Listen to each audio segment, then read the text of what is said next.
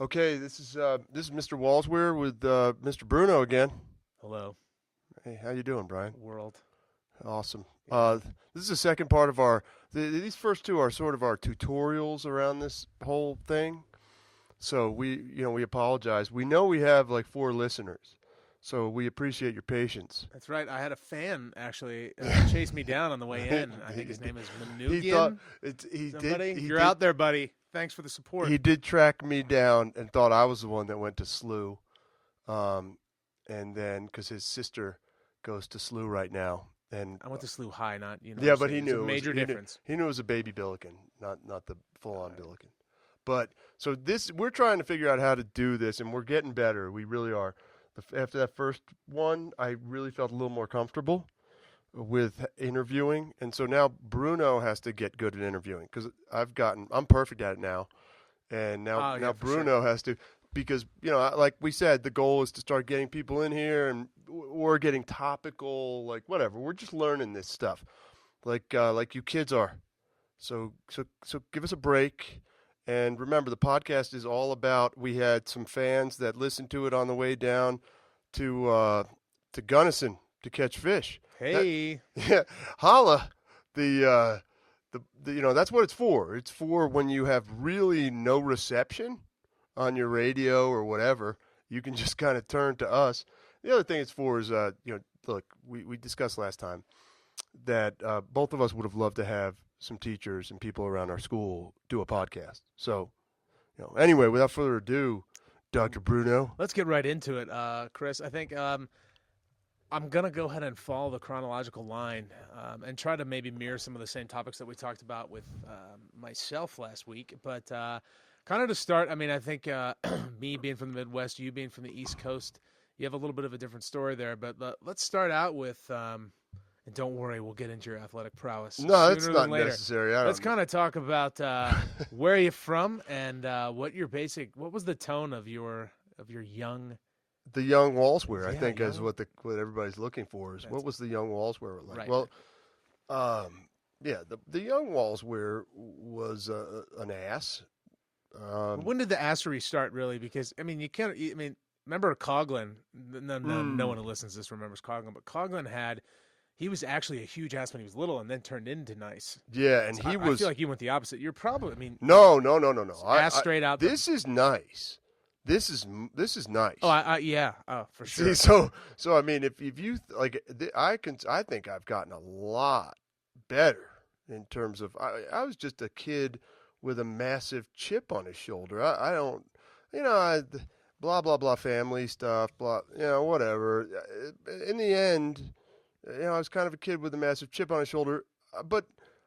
Of course, being a young kid, I think I was pretty normal, happy-go-lucky kid and goofed around. But yeah, I'm from Jersey, and I wouldn't say that it's cultural, but it's cultural.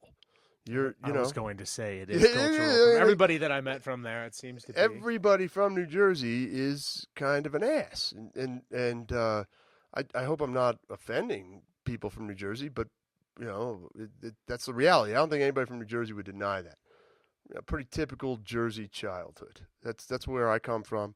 And I, like most people from that area, always had some kind of a chip on our shoulder because parenting pretty much revolved around, um, you know, berating your children, which is like the way you do it Yeah. on the East Coast. What are you doing, you Yeah. idiot? What the hell is wrong with you? So that's how it works there. I'm not faulting that. I'm not faulting my parents by any means for that, but that's just the way things are done. So that's Little Walsweer. That's what I'm a product of, and it's very competitive on the East Coast. It's not that competitive out here. Right. I think people are pretty nice out here. People take things pretty chill. I remember when I first got down to Florida for college, and everybody was like, "Whoa, dude, relax a little, relax, enjoy the sights." I'm like, "Whoa, what's wrong with all you people? Got to get somewhere." So that's the Jersey in me, and that's always going to be there. And I like to consider myself pretty mellow for Jersey. Interesting. Yeah. I mean, there's a lot of, in my experience, limited, but my good buddy and roommate from college was from Jersey, and his friends would come down. I'd go see them. It's a lot of alphas. Yeah. And they're all definitely amped up most of the time. And they pump a lot of iron. Well, that and or, you know. Yeah, and they look. It's a very alpha culture. Sure. You know, and everybody that's not alpha is a hippie. Yeah, I remember ordering from some famous sub shop in Summit, and this was one of my vegetarian days, and I was like, egg salad sandwich, please. And the dudes were these giant dudes with like Jets jerseys on, and they just gave me this look like, here's your egg salad. Yeah. Just trying so hard not to say something else on top of it. And I'm like, know. oh. You know, that's New Jersey's not a big vegetarian state. No, even though it is the Garden State, ironically. It is very ironic. A lot of cows, though. But it is. It's a beautiful state. That's what you do. I love Jersey. I always will love Jersey, and I understand how it's perceived. But so you're speaking of Jersey and your education. I know that you have a kind of a amazing streak of going to the Harvard of wherever you go. Yeah, it is the Harvard of fill in the blank. So let's make it a little more relevant to our kids. I know you had a very intellectually stimulating high school experience. So maybe talk a little bit about that. It's a prep school, right. Brian. You know, as a kid, you if you're the public school option in New Jersey, though the public school where I'm from was a pretty solid public school, but you know, I was one of those kids that was pretty ADD and like super absorbed in some things, and then couldn't care less if it wasn't interesting to me. Could not care less, and so.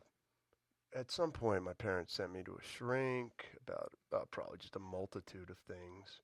And somehow his conclusion was, hey, this kid would really thrive in a private school environment.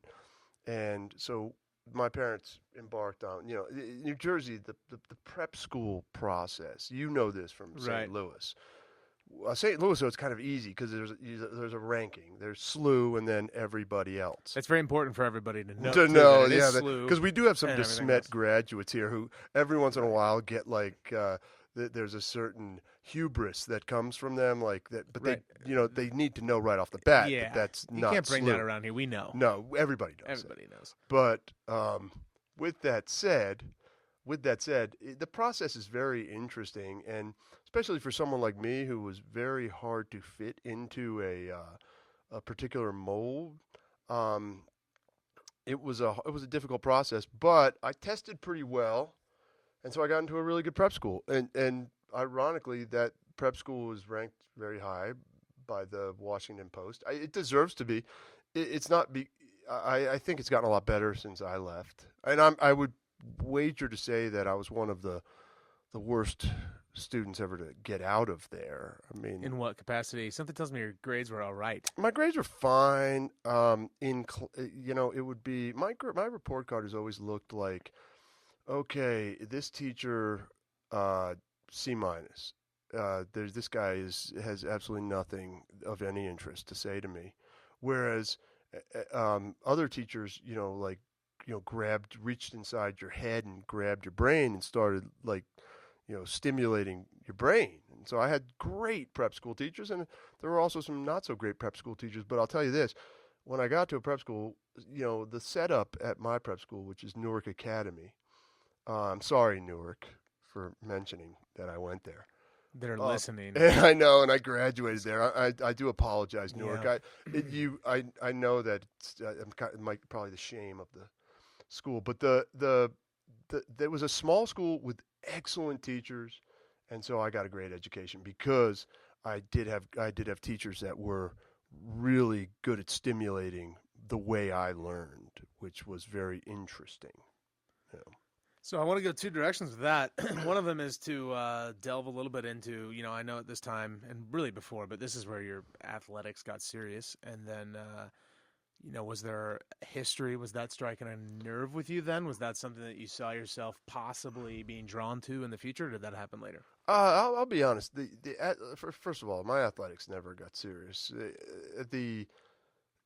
I'm like the definition of wasted potential when it comes to athletics. So we have to clarify that. But it's important to note, with that clarification, that the potential is huge. I mean, there was a lot of potential, but there's a difference between potential and realized potential. Mm-hmm.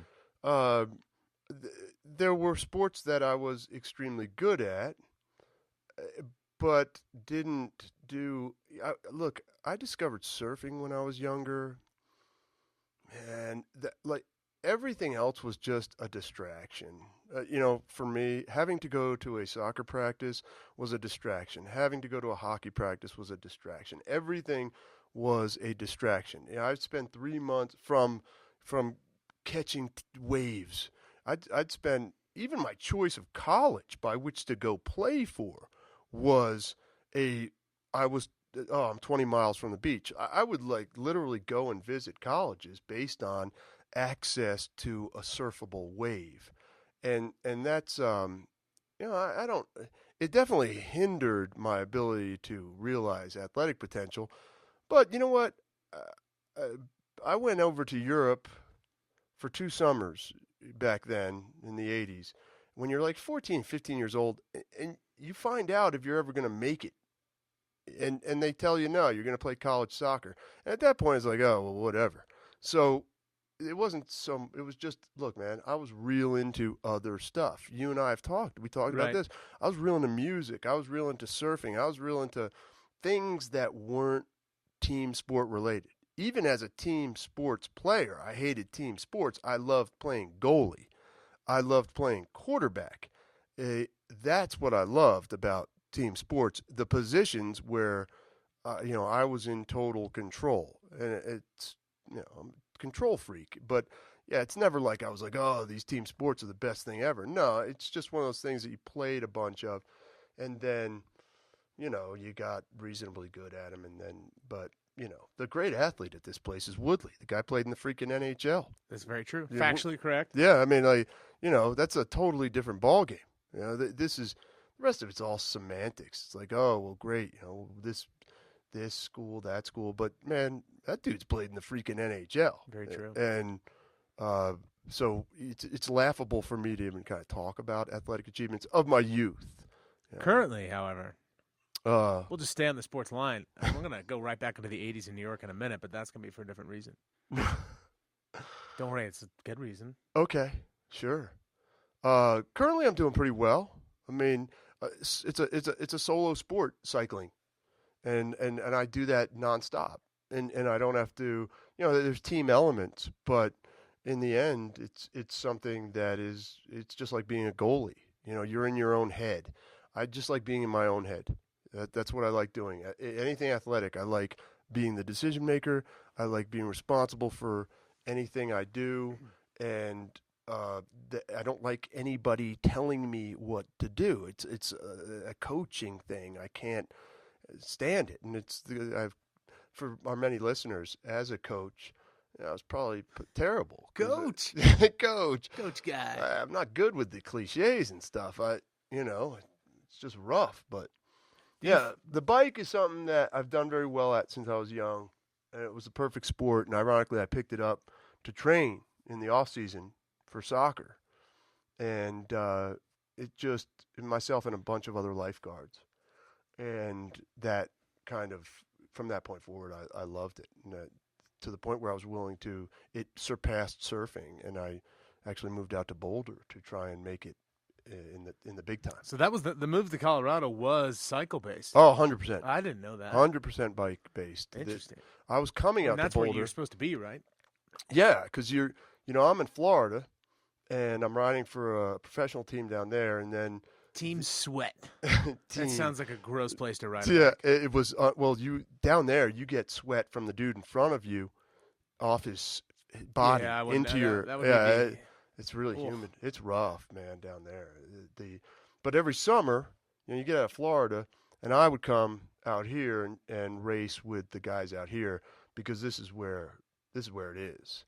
And so in the end, in my late 20s, the move out here was 100% to chase that dream, which ended, and I took a job We'll get we'll get into that. That's a good line, though. That'll be maybe we could segue to it. But I have a question about the cycling, and I don't know. We've kind of talked about this. You've before. got a lot of cycling questions. You've never expressed any interest in cycling at all. Well, You're kind of Chris, catching me off guard here. I mean, this is a good interview for you. Great. See, I saved this up because one day I knew it's like when we get that podcast someday. Yeah. And I asked him finally. Oh, look. Our producer, Brady, is locked out. He can't even get in. Hey, buddy, we're already up and running. 3:20. We need to yell at this guy. We really did. This is uncalled for. Jared Leto has slacked on his. And I sent him text during last period, which I don't know why he didn't answer. If you don't, let's see if he even has the courage to come in this door while we're in the middle of just brilliantly. You're dead to us. You're dead to us, son. We're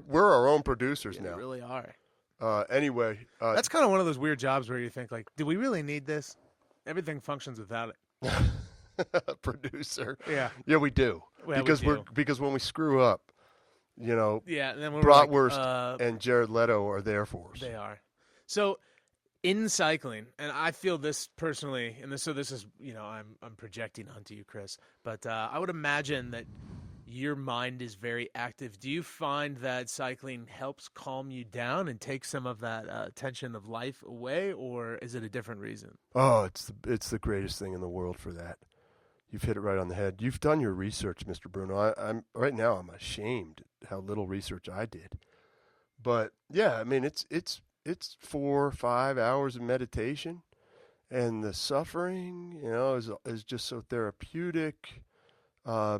And for individuals like myself, that have to love something completely in order to do it well, which, I mean, not to characterize myself as a great teacher, but I really do love teaching. Like I really enjoy teaching, and so that's why I think I do it pretty well. But cycling's the same thing. It's like it is so euphoric to get out there. Today's a day off for me, off the bike, and I'm miserable on a day off. I know my body needs to rest, but I'm miserable. Yeah, that way it's like an itch, right? Where you're like, I'm supposed to be doing something, and I feel like a schlub as a result of that. There's like a race up in Golden, and it's like, I'd love to go up there and do it, but at the same time, you're telling yourself, well, there's more important races this weekend, and so you just gotta sit here, and that's why I was glad you wanted to do the podcast today, because I was like, well, that'll keep me from like overtraining. Summer's brutal on this because you just are riding like 350, 400-mile weeks, and then you're racing on the weekend, and it's like, you do overtrain a little. But the good news is you're eating all day too, so it's nice. But it's the most therapeutic thing in the world for me. I don't think my wife would ever let me quit cycling. Yeah, I can't imagine.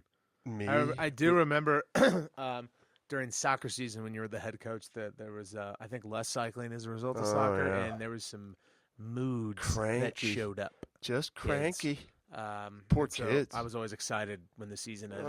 Secretly, because you returned to your old self. I'd go. It's like it was like feeding what's the gremlin? Feeding him after like midnight, or sprinkling water on him, or both. Probably a bad 1-2 punch. That was just and believe me, super gremlin. I loved the kids with soccer, but I wasn't.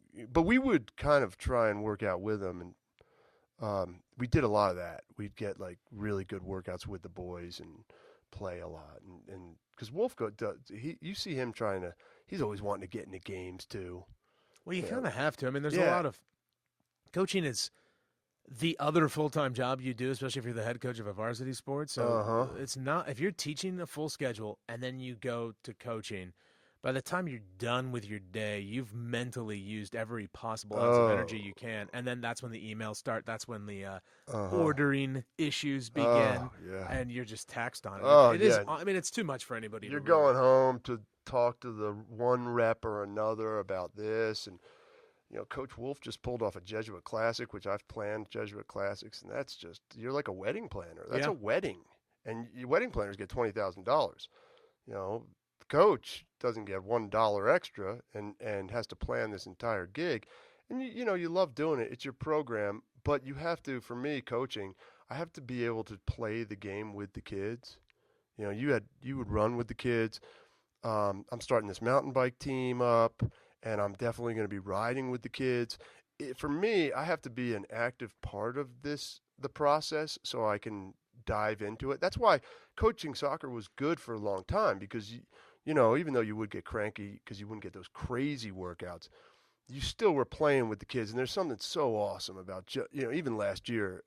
You throw the gloves on, you get in the net with the other goalies, and you've got this bond, and it's you against them.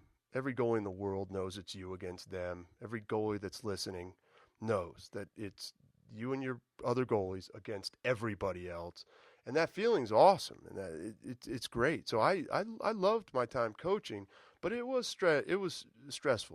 It was stressful, but it was these are great memories. If you don't do things like that, and you just constantly are going to what makes you the happiest in terms of going out riding for 6 hours or whatever, you miss out on all these great experiences, which Roger Espinoza and so many kids have gone to college, and I've had the great fortune of coaching. So yeah, but then again, the great fortune came with being able to play with these kids and have fun with them. Now I don't feel like I can do that anymore. I feel like I'm too fragile. I just collapse. Understood. Do you find that there is, I mean, you've been at this a little bit longer than I have. I mean, we're both 20 years this year. You get to a certain age though, and you're pretty much you just wash into the same. But you've got so 4 more years than I do. Do you find, because I'm struggling with this myself, trying to figure out, like, when I started, I did everything all the time. I was at every dance. I coached 3 sports all year round, and that's what I felt like I had to do. Well, part of that maybe was, you needed a little extra money to try to not starve or whatever because you're a young teacher. But as time has gone on, I find more and more that, for me personally, like, the classroom is where it's at. Yeah. And everything else is, That's a tough call. I think I went the opposite. I think early on, the only thing I would be at would be soccer. And you'd rationalize it like, well, look, man, I start in August and I'm done in November or late October. So it's half the year. Yeah. And so I wouldn't see much of anything else.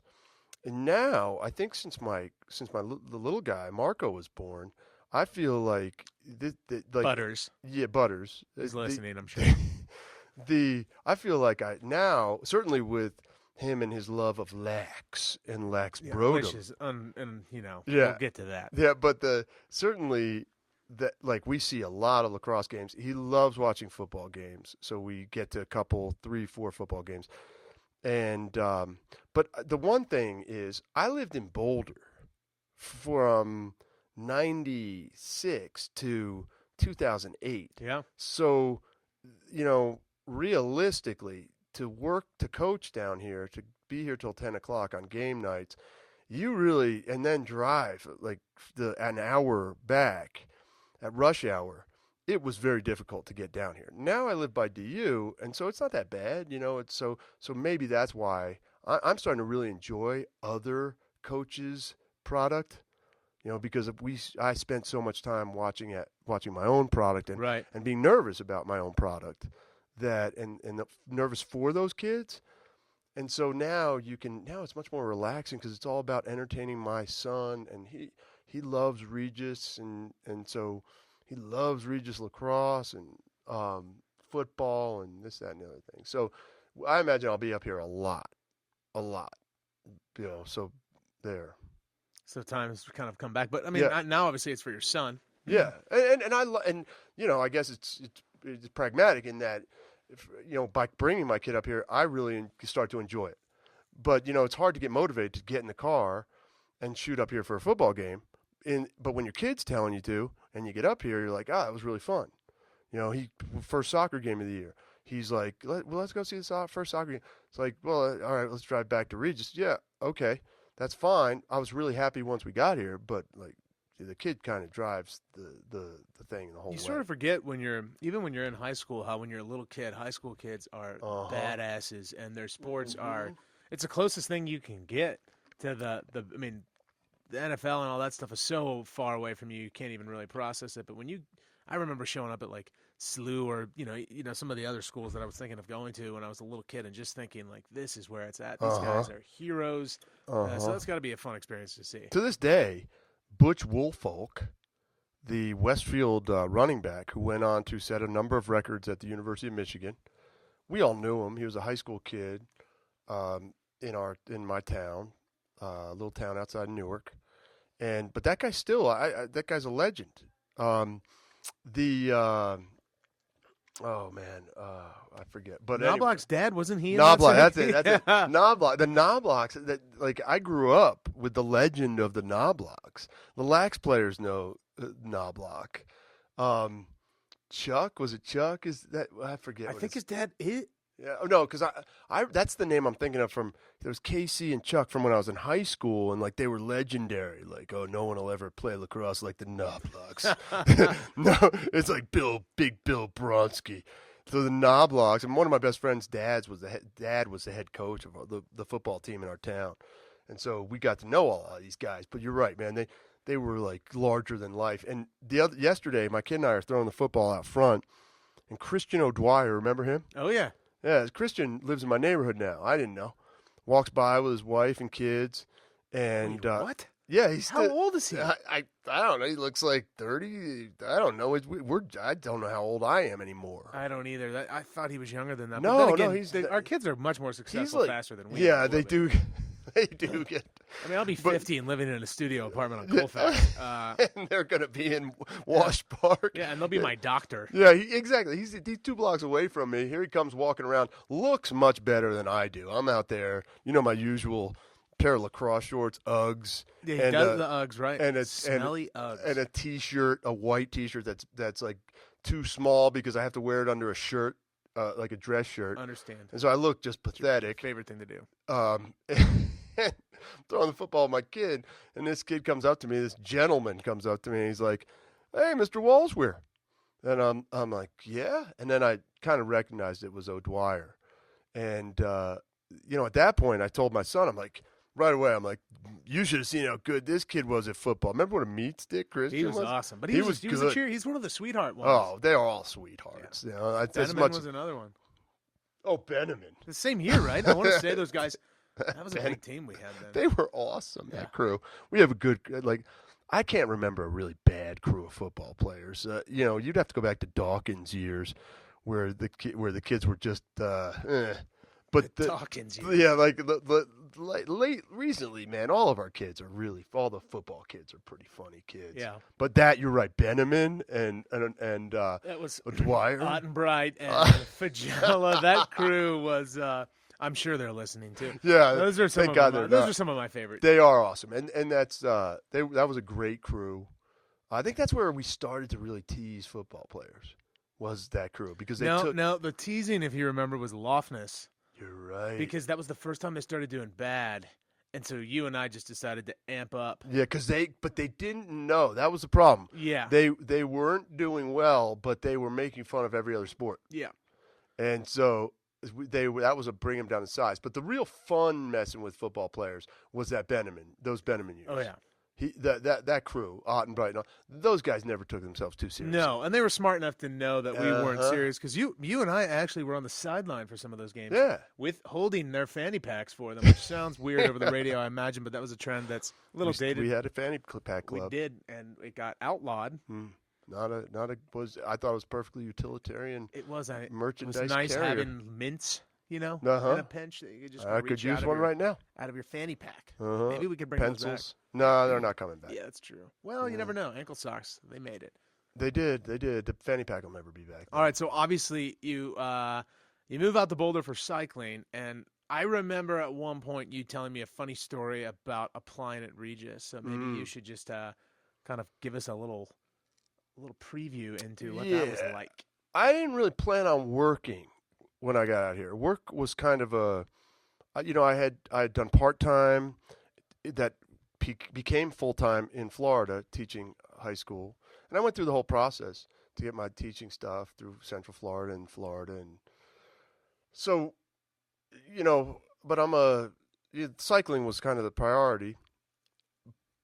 But I was like, all right, well, I was out here one summer, and I just a priest at my diocesan school in Florida told me I should work for the Jesuits, and so I just from Florida before I was moving out here. I knew I was moving out here. Did not intend to work. He said, look, send in an application. I sent in an application, and Rick Sullivan, in his amazing wisdom, could read through that application and realize that he had a true once in a lifetime Diamond opportunity. in the rough. The diamond in the rough. And I believe he held the application process open so I could, because I was driving out here with all my belongings, and so I came in and interviewed for the job, and the interview went real well in that Rick was like, well, what do you think about the block schedule? And I was like, no way. No way. I'm a lecture guy. And I was like, you guys don't have the block, do you? And then he was like, yeah, we do. And then he handed me a book called Teaching in the Block. I remember that. I was given the same book. 4 years later. And props to Rick, who could, because I thought when he told me that it was a block schedule, I thought for sure that Rick was not going to hire me, and justifiably so. Next day, I'm getting ready to wake up at about 11 or so, and I get a call from Rick, and he's like, welcome to Regis Jesuit. And with no remorse in his voice at all. Like, it seemed like really honest. He was maybe you were the only one. Did you ever find out? But there weren't, because when I came here, there were people, like, being walked around. Qualified people that were being walked around. Were you cheaper? I think that was I did not have my master's These people yet. had experience. We're gonna have to pay them a boatload. These people have chump surfer boy. Yeah, this chump, he's not going to be a problem. It wasn't a coaching thing because we had the brilliant Peter Scott, and my coaching prowess was not necessary. So I think he just he was like, hey man, I see a diamond in the rough, and to this day, Rick has never denied that I'm his greatest hire. I'm his proudest hire. I mean, when I ask him, he's very forthright about that. I would believe so. You've won many awards here. Stanford University. Yeah, they're a good school out there. I am, and I'm like an honorary graduate. Yeah, you basically are. You earned a degree by teaching. Who was that kid? Smart kid. Yeah. Obviously went to Stanford. Come on, little brother. Plank. Plank. Plank. Yeah. Is that it? Yeah, Plank. Yeah. I'm glad I got it before you, and he awarded you. No, Plank. The award. It's been like 6 years. Right. Great kid, smart family. Stanford grad now probably. Oh well, for sure. I'm sure he doesn't live in the neighborhood because it's senior. too low brow Senior. for him. He probably. Or he's out in L.A. I think he's going to. I think he's going to do like something liberal artsy. Yeah. Well, that pans That's out. a waste of a Stanford Yeah, I was going to education. say that's what we do. Good. But I'd hire him in a minute. He's of a lot course. smarter than I am. I keep waiting, and if you're out there, I've made this deal with many of my classes, which is I will be your personal assistant. So if you're making millions, it's worth giving me, let's say, $150,000 a year for just the antics alone. But like, I'll do all the chores. I'll be like Turtle from Entourage for you. Drive you around, and then you're like, hey man, I really need the new iPhone 7, and I'm like, I got you, bro. I go wait in line, and my little line I always like to use is, imagine being in a business meeting someday with some guy you can't stand, but you can't do anything about it. So you have me come in and spill coffee on him. Yep. And that's stuff we're really are good at. Honestly, I should probably look for this as a normal career, because I feel like there's some dads around here who could probably use that. A personal assistant. It's like a personal assistant, but it's also, you get some other additives too. We're sort of like a henchman, designated driver if need be. Yeah, you're going on a family vacay, you need someone to watch your kids. I can pull that off. Yeah, these are the dream jobs I try and teach my economics kids to embrace. Because there's a need. Somebody with tons of money is like, man, you know what would make my life better? Not doing things. Yeah. And even better, they get the personalities of us to go along with it. One of the best economics, because I have parents come in and talk to economics, one of the best economics parents I had that we discussed was the dad who was a stay-at-home dad. And he explained how after they turned like 8, how his life just got incrementally awesome. Yeah. Well, I mean, he was I like, guess you're going to school and then sports after, huh? he's like, yeah, I do a lot of fishing. I get about 60 days of skiing a year. And he's like, yeah, but it was tough for the first 8 years. You've earned your keep, but sir. But now it's like, my economics kids, I'm like, well, look, kids, there's all kinds of options out there, and so personal assistant's a great one. Although you work all day, because especially you do, but it's kind of different. And at the end of the day, like when you're not on call, you're off. Yeah, that's a fair point. I don't know if you're ever off though. Depends on how needy. Well, I know, but you're also getting tons of money. Yeah. I don't know. I feel like I would thrive at it. I feel like eventually I would sort of, you start out as a personal assistant, you end up becoming like vice president. Yeah, and you're obsessive compulsive enough to definitely be a very good personal assistant. Oh, yeah. For sure you're obsessive compulsive. Well, and the banter. These poor brilliant minds out there making all this money have nobody to really talk to. Uh-huh. About regular things. Normal like guy you and I stuff. can talk about. Yeah. Normal, regular things. Not a lot of intellect. No. Just a lot of love for the arts and humanities, and just very judgmental. And everybody wants a very judgmental friend. They really do, because it's fun, because it makes you feel better about yourself. So much. I can make anybody feel good. Right? That's the best part. Yeah. Like, when we're mean about other things, whatever those things may be, the people around us don't have to be mean, but they still get to laugh. Mm-hmm. That's why our lunch table is so popular. Yeah, because we're always bitter about anything. Right. And that's, I think, I can make anybody feel better about themselves and the way they immerse themselves in the world. I think that spending 40 minutes with me, you feel great about yourself. Yeah, you're going to. You too. You're. I think you. There's a couple here. Rick Wolf. I mean. Yeah. You definitely. There's definitely those of us who are by proxy of our situations in life. Yeah. I have a great situation in life. I'm still just an ass. Right. I have nothing I can complain about. Dwyer probably went home. Dwyer went home and was like, you know what? Things are looking up. I thought maybe that I was starting to become an adult, but I'm doing fine. Or he was like, that guy's in our neighborhood. Yeah, look at like the Uggs. This place looked pretty good. Uggs, and his T-shirt didn't even, cover his entire body. Yeah, so my other neighbor who just moved in from California. No, really nice people. They get, on the day they move in, they get this anonymous letter asking why they paid too much for the house. So this is what they're dealing with. They're dealing with me outside, dressed like a hillbilly 24/7. Yeah, welcome neighbor. And Marco like, I'll bully you. Yeah, I'll bully your kid. You're dealing with my kid running around with all his buddies, beating on each other nonstop. And then you get this anonymous letter. So these poor people come next to my house, and they're like, do you know who sent this? I really think they thought I sent it. I'm not passive aggressive. No, you only send letters after. Yeah, or I send apology letters. I don't send that's very old fashioned, antiquated practice. I don't send passive aggressive letters. I send apology letters because I couldn't be passive aggressive. But it was really, and so their first impression of our community was really a rough one. But it has turned around. But it was still weird to see like someone would anonymously. It's so creepy and weird. It is, and it's also sinister. Like, what's your point in trying to? And that's the kind of stuff I love thinking about and judging. Right. You should judge that. I like to think that that's what most of my judging comes at, like things that deserve an anonymity. To me, I will tear anonymity. Anybody who tries to remain anonymous apart. It's so annoying to me that we have a culture of anonymity where you can get away with things, and you can say things about groups of people. And not in any way refine it down to an actual example. That drives me crazy. I agree. And so that kind of stuff, I will go off on those people nonstop, because that kind of stuff is, you hear this all the time in politics too, and that's what drives me crazy about politics. I do a lot of judging of politics, and so, I don't want to come off as so judgmental. I don't judge regular people. I judge people who are cowards. Do you think? And just like that, I mean, speaking of cowardly things, because this is, I am sometimes riddled with this own thought.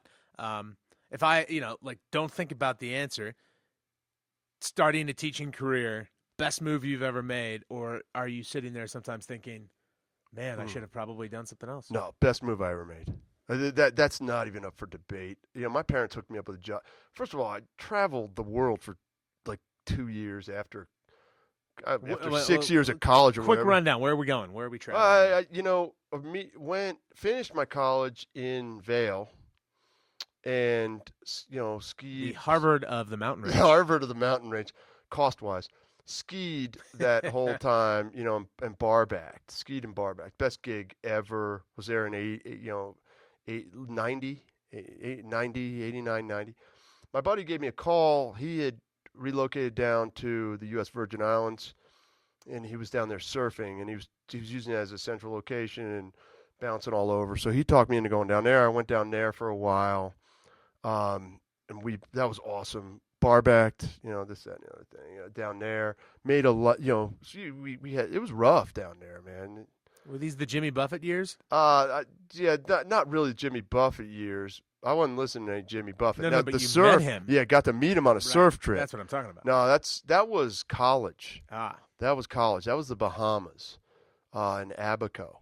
And he just kind of came in to surf this little break that we used to go to, with his he had just beautiful boat, and just cruises in, catches some longboard waves, and hangs out and stays there. There's only like one place. He's just buying everything for everybody. He's just one of those guys. He's one of those guys that is as cool as he appears, even though I can't stand the music. Right. Really. I just, whatever. The music doesn't do it for me, but he's really a good dude. But that was college. We used to go at spring break. Instead of, going off and refining my soccer craft, I'd be off with buddies on surf trips. We'd go all over the place. That's nice, the travel that provides. But then after college, it was like, let's surf some more. And then we bounced around. My buddy's dad was a coach at Maryland football, so we followed Maryland for a little while, and then would surf on the weekends and whatever. And then got a job with Marriott. Beautiful company, did their management training program. I forgot about this chapter. My parents gave me that job. They knew someone from Martha's Vineyard. I knew someone from Martha's Vineyard. Got the name drops of snooty places that like you've just rolled out. Oh, that's why whenever your entire career you've followed snobs. Yeah, I have been around snobs my whole life, but I'm Jersey Shore. For the record, I'm Jersey Shore. I would visit them on the Vineyard. Right. I was not. My brother was very Vineyard. I was only Vineyard until I could get the hell off of the Vineyard and get with my grandparents, who, I would spend tons of time with. But so, with that said, I goofed around for a while. I had a Marriott gig, loved it, met a lot of cool people in New Haven, saw a lot of great bands. But then I was like, I can't do this. I'm a manager of a hotel, which is it's an awesome job. You get paid well, but it wasn't a job for me. Like, I enjoyed hanging around and being around people all the time. And those hotels are dead quiet for most of the day. And so I just was like, hey, I had great teachers in prep school, man. And some of these teachers were like Archie Crook, this guy who was also my tennis coach. This guy was like the nicest, coolest dude in the world, man. And good people. And those were the people I wanted to be. And so the best move ever. By far the best move ever. So, yeah, I have no regrets about this. And Regis has been awesome. I've had the pleasure of teaching at two really cool places. And I even did my internship at a really cool place. So no regrets that area. None. Well, that's good. It's good to hear. Yeah. Oh, like the people I've met, think about that. We've had a good run of people here. Man, this place is just the people you met, and like just running into O'Dwyer or like, getting hazed on Instagram by Benjamin. Which I did read, which we can't really repeat. Yeah, but classing it up out there, Benjamin. These guys are just classic guys. All these lax bros and football kids and soccer kids and all these kids that we bond with, and of course my AP kids and these kids are awesome. And so that's the It's so corny. We run into this corny element, but it is true that you and I are very needy when it comes to like having fun discussions with. You've started a freaking music club for God's sake just to talk about albums. Right, which we haven't really. By the way, I need to kind of rehash because the schedule allows for no real comfortable time. I think to No, meet with the kids. no, that's rough. We got to work on that because Yeah. you're taking them away from the only moments that they have to gain foothold over their mind and relax. Yeah. Well, it was nice that our own Jim Broderick King brought that up on Monday. At that, he ran a wonderful session in which he talked about, and I'm not being sarcastic. I'm usually sarcastic all the time, but it was a really good session where we talked about creativity and the things like these. Like I'm with you when these guys come up to you. It's Luca and who else?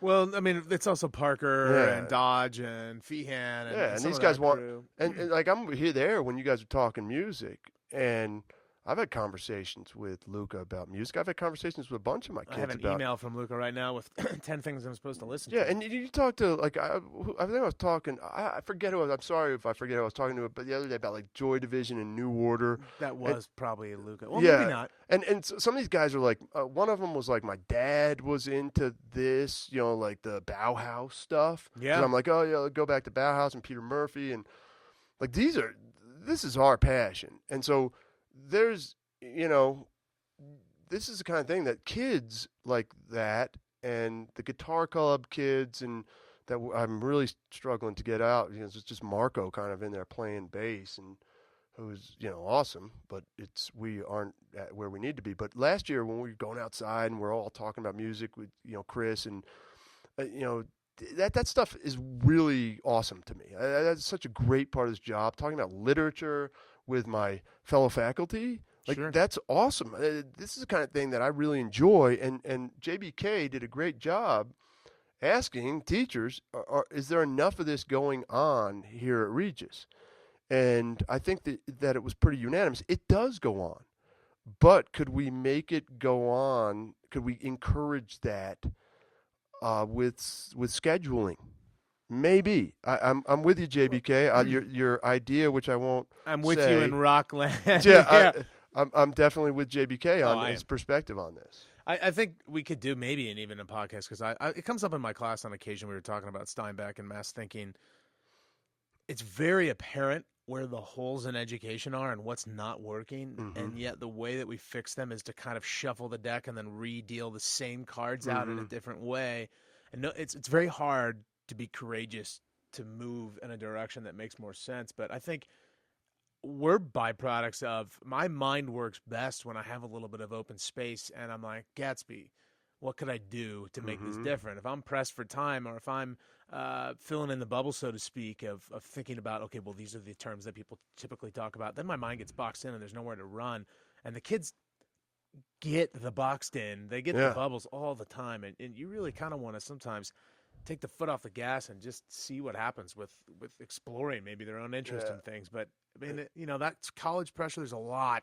It is a messy system. I get that. Yesterday, Father Tom said, or our in-service, brought up that he had Ralph Taylor as a teacher, and who turned 80. Happy birthday! Happy birthday, RT. I don't think Ralph will listen to our podcast. I don't either. Mr. Taylor. Mr. Taylor would not listen. We would have bored him. He has better things to do. Yeah, he probably is better. But Father Tom brought up a great idea. He's like, I don't know I don't remember what Mr. Taylor taught me, but I remember they taught me how to learn, and that was like, it's like, hey, that's important. Yeah. But getting in college is important. No one remembers the specific in and out of what you learned in any particular class as far back as high school. Unless you're an engineer. And right. And those skills are sort of implied, and then they just get handed on. It's like learning to read. But I don't know. I mean, I do remember the teachers that had a passion for their subject and made me like books. Oh, for sure. So there you go. I mean, that stuff works. Big part of the Walsweer growing up because – Walsweer had mild. I like to refer to myself in the third person from now on. The Walsweer, Ricky. The Walsweer retreated into the world of books because he had to teach himself how to read because he had a little bit of an issue with very mild dyslexia that my brother and I had, and you throw in a little ADD with that stuff. So books became like sort of my world. I loved that stuff from a very early age, and that was what kind of. So I remember books, and I really wish we were able to convey some, because I had great prep school teachers who just fostered that, and I think we do a good job trying to foster it here. I just don't know if everything we how conducive are things to that, fostering that really creative side, and is everything about getting them into college. And I understand both sides of the issue, and they're legitimate, both sides of the issue, but I hope that sit down with JBK that we did. He did it a couple times. A lot of people sat down. I hope that goes somewhere. I hope we do move towards this, making the creative a bigger part of this place and tapping into passions. That's why we're doing this show. Right. I know these first two are really boring because it's about us, but our first guest, we want to have like Father Tom in here, and I want to know what makes him passionate, and I want to know what makes this teacher passionate and this teacher passionate. You take someone like, let's use an example, Andrew Carroll. Dude goes over to Italy every year. Right. And that's his thing. And that we got to hear about at some point. I got to hear about that. He's so passionate in terms of archaeology. For sure. I got to hear about that stuff. So that's what I hope the show evolves into.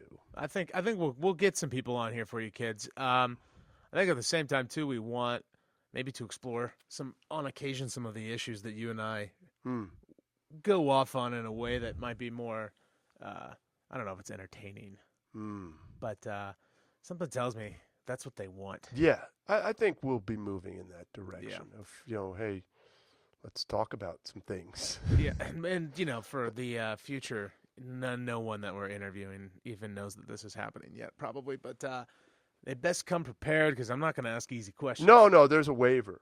Oh, yeah. Like, you come. Well, the waiver is we asked, they know who we are, and they agreed. That's so what that's these first two sessions are supposed to introduce people to the format. Right. Potential guests to the format. Now we know Father Tom will come in here and love it. Yeah.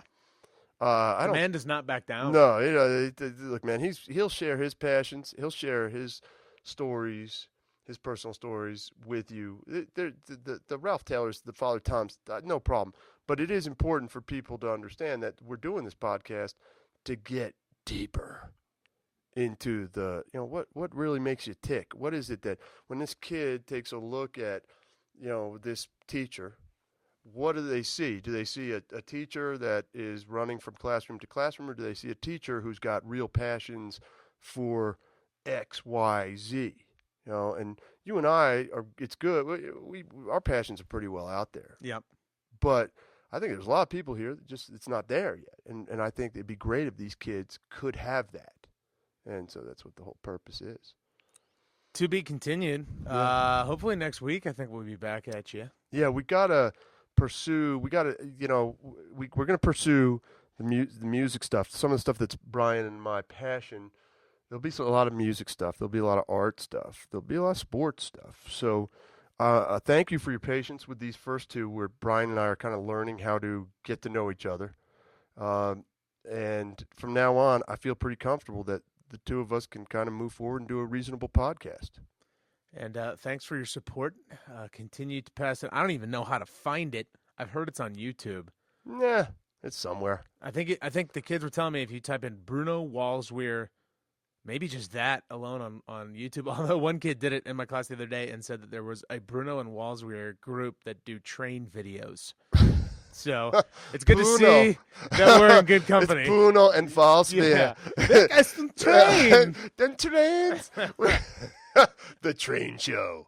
What's up, Bruno and Walsweer? The other day we probably should stop right now. Yeah. This is a good place to end it. And no, it's a space bar. Space bar. Thank you.